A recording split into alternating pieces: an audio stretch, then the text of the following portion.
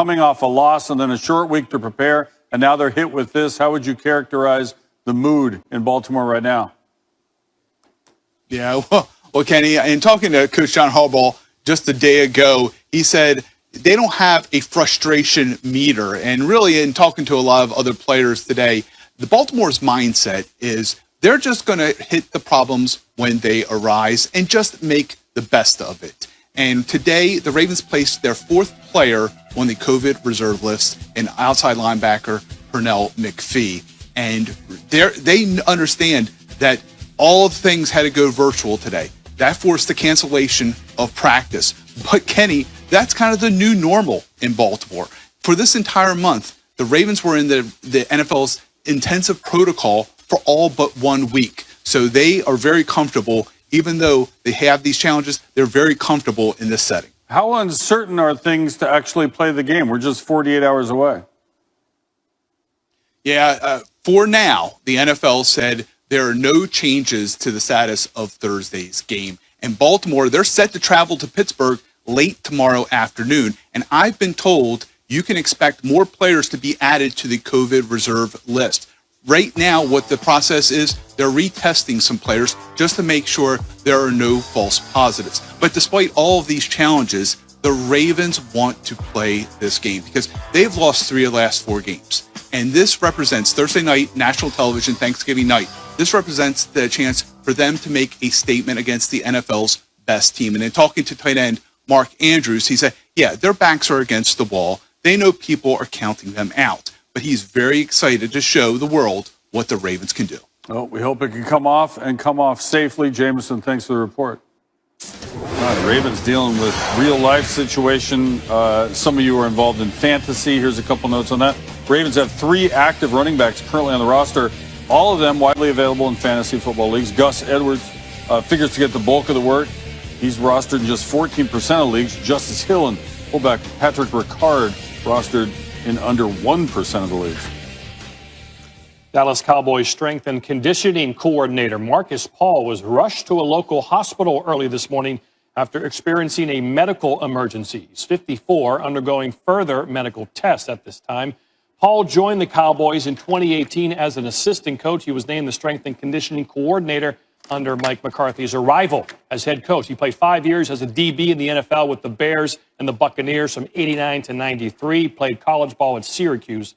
The Cowboys canceled practice today and coaches' availabilities, but they did say in a statement the medical emergency is not coronavirus. We're joined again on the show by the best defensive player in the NFL. It's Aaron Donald. And Aaron, there's a saying at the moment that you don't want to be extra, right? But I'm curious on a Monday night game against a team that's got the kind of stars that they've got under the bright lights. How much extra juice does that provide to your really talented defense? A lot. You know, anytime you're playing against a good team, you know, you always want to show that you're the best. So it was a big challenge for us coming in this week, and I think guys stepped up, made plays, and dominated. So we showed up. You all have played in the East a bunch, and you're done with that. I mean, it's a long trip to Tampa, and now you guys get to go back home and you're either at home or you're on the West Coast. I don't know if people get how significant that is. How would you frame that, Aaron?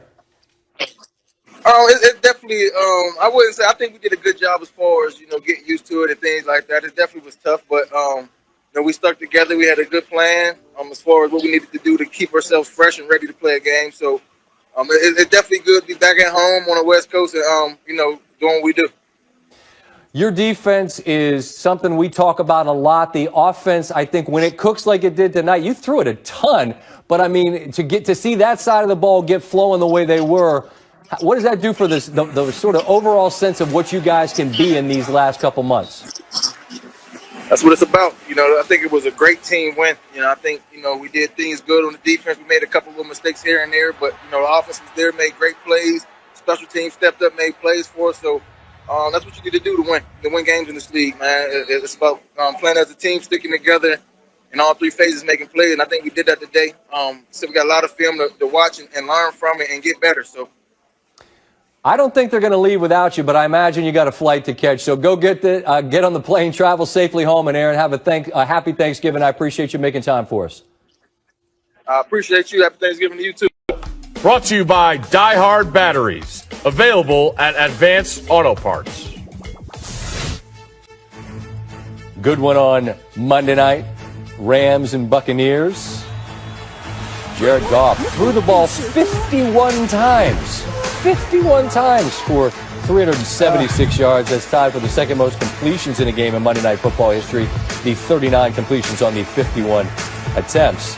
Kupp and Woods, as we mentioned, were on the receiving end, both for double-digit grabs. They get a pick late. They win by 4. Look forward to a visit every week with Ryan Clark, who is here now. And Ryan, the Rams offense was interesting to me, man. When they were cooking, they were going. But then they bogged down for stretches, which allowed the Buccaneers to get back in this game and tie it up. What did you make of the Rams offense, particularly when it was sharp? Well, I thought they threw the ball way too much. I didn't think they would win if they went here, but they executed so well, and Sean McVay was much better than Todd Bowles was, but it was about the diagram. It was about the scheme. Here you're going to see everybody blocked down, and Gerald Everett come out of the other side. Watch the way that he manipulates the defense on the back end, the underneath coverage wide open with all the space to the side. Easy throw for Jared Goff. And then next we're going to see one of the biggest plays of the first half. This is actually the 3 points you can say they win the game by. You're going to get the tackle out. You're going to get number 2 wide receiver out the center. And they're all going to get to Robert Woods as he comes back for the screen. Now, Robert Woods gets out of this thing because the blocks are sealed off. He has to make a decision. Does he get out of bounds? Does he get down? Or does he try to score? Because this is late in the half. He breaks it. He actually gets tackled. They get up. They spike the ball. They get 3. Now, here's a play that shows you how great Cooper Kupp is. They're going to give him a clear route with an option route on Carlton Davis, who's their best defender. Watch him hit him with the icky wicky sticky, gets outside, catches the ball. Devontae Adams is talking about that dude being underrated because he gets open, he's physical, and he has great hands. This was a virtuoso performance by Sean McVay, but also these wide receivers and even Jared Goff with the 2 interceptions. They had to show up big because the run game was stopped, and boy, did they. That won't be a fun moment in film session when you got like that, I can't imagine. Now, Ryan, on the other side of this, Brady plus pressure equals what? Pipes busted. Right? They do, they do 1 or 2 things. They make diamonds or they bust pipes. And it's been pipes busted for Tom Brady, which we aren't used to. We're used to Brady playing well under pressure. But let's think about Tom Brady throughout this season. 2 times against the New Orleans Saints under pressure. Those were losses. Against the Chicago Bears, pressured 10 times. That was also a loss where he forgot what down it was. And then in the second half, Tom Brady totally falls apart. He takes sacks. He almost gets a turnover in the end zone and 2 overthrows for interceptions.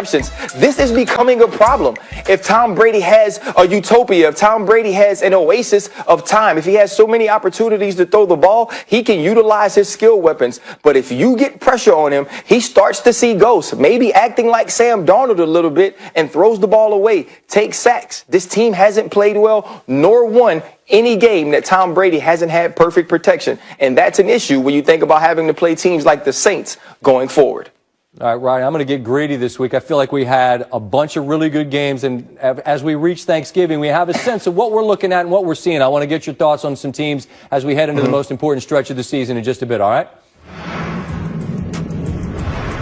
All right, we move on now to some significant news on Monday. Baltimore Ravens running backs Mark Ingram and J.K. Dobbins tested positive for COVID-19. John Harbaugh said Monday they'll miss the Thanksgiving game against Pittsburgh on Thursday night, leaving Baltimore with Gus Edwards as its only back on the roster with any carries this season. Steelers look to remain unbeaten with the suddenly sluggish Ravens arriving in town. Pittsburgh's defense dominant all year. Baltimore, then the opposite coming off last season. Lamar and company still lead the NFL in rushing, but are second to last in passing. And the last time these teams met, Jackson had a career worst.